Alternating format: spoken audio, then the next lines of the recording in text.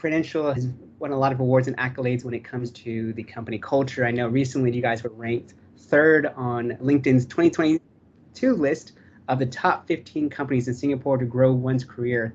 I'd love to hear what goes into making a great workplace or company culture.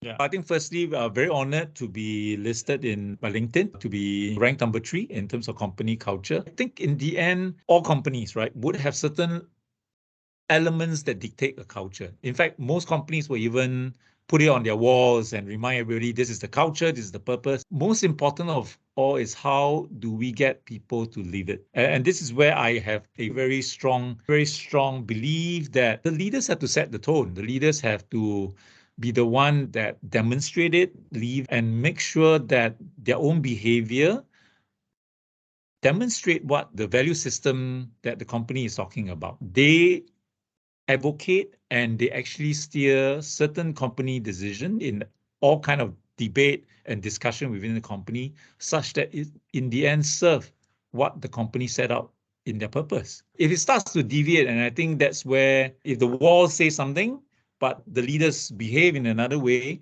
it will never be believable by the staff. And I personally feel it in Prudential very strongly that my fellow peers, my colleagues, leave the values very strongly. The values are also being played back to us quite a lot in not just formal forum that introduce the values. We actually do practice it when we have discussion on the business, right? A discussion about marketing.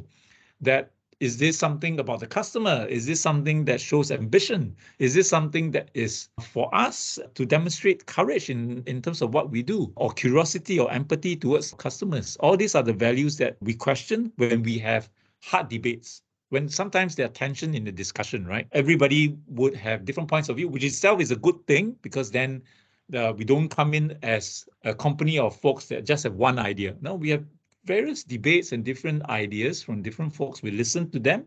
We display empathy, right, in doing that, to listen to our own colleagues in understanding what they may have towards certain idea.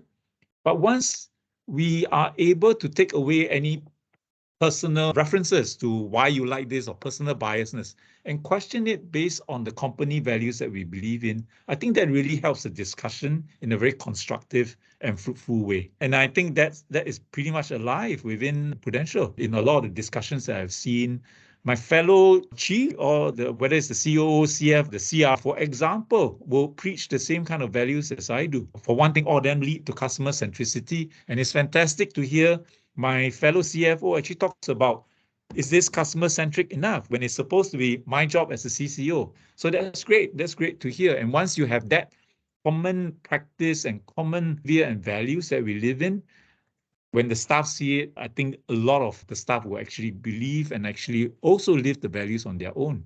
And that, to me, fosters a great culture throughout the company.